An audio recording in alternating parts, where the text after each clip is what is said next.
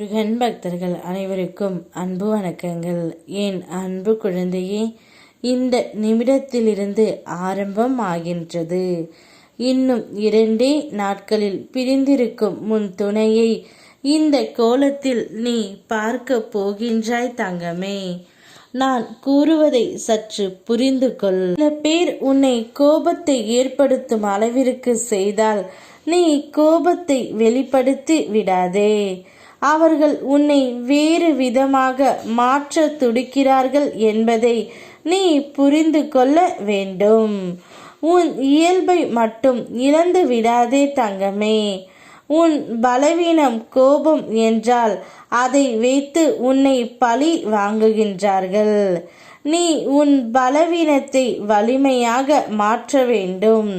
புத்திசாலியாக இருக்க வேண்டும். எந்த சூழ்நிலையிலும் உன் பலவீனம் அறிந்து மற்றவர்கள் உன்னை வீழ்த்த நினைத்தால் கோபப்பட்டு அந்த சந்தர்ப்பத்தை அவர்களுக்கு நீ உருவாக்கி கொடுத்து விடாதே. இதை மட்டும் உன் நினைவில் கொள் தங்கமே. இப்பொழுது இன்னும் 2 நாட்களில் உன்னுடைய துணையை நீ இந்த கோலத்தில் பார்க்க போகின்றாய். உன்னுடைய துணை உன்னை பிரிந்து மிகவும் மோசமான நிலையில்தான் இருக்கின்றார். சரியாக சாப்பிடாமலும் சரியாக உறக்கம் இல்லாமலும் ஏதோ ஒரு மன நோயாளி போல் உன்னுடைய துணை இப்பொழுது காணப்படுகின்றார் தங்கமே. அவரை எப்படியாவது மீட்டு எடுத்துவிட்டு வா. நீ இப்போது எவ்வளவு கஷ்டத்தில் இருக்கின்றாய் என்று எனக்கு நன்றாக தெரியும். இந்த கஷ்டமெல்லாம் இன்னும் கொஞ்சம் காலம்தான். என்னை நம்பு தங்கமே. யார் உனக்கு கஷ்டத்தை கொடுத்தாலும் உனக்கு துணையாக நான் எப்போதும் இருப்பேன். உன் வாழ்க்கையில் நீ நிறைய சிக்கல்களை பார்த்துவிட்டுத்தான் வந்திருக்கின்றாய். இப்போது உன்னுடைய துணையால் உனக்கு சிக்கல் வந்திருக்கின்றது. இதை இப்பொழுது நீதான் சரி செய்ய வேண்டும் தங்கமே.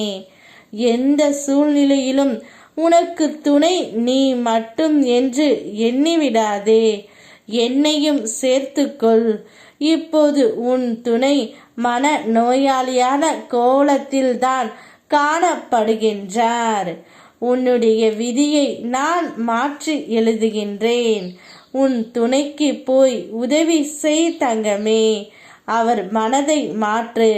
நிச்சயம் நீங்கள் பிரிந்து இருப்பது நிலைத்து இருக்காது. கூடிய விரைவில் உங்கள் இருவரையும் நான் சேர்த்து வைக்கின்றேன். சந்தோஷமாக இரு. இப்படியே வாழ்க்கை போய்விடுமா என்று எண்ணிக்கொள்ளாதே. உன் வாழ்க்கையை மாற்றும் சக்தி என்னிடத்தில் உள்ளது. நான் மாற்றி தருகின்றேன். யாம் இருக்க பயமேன். ஓம் முருகா.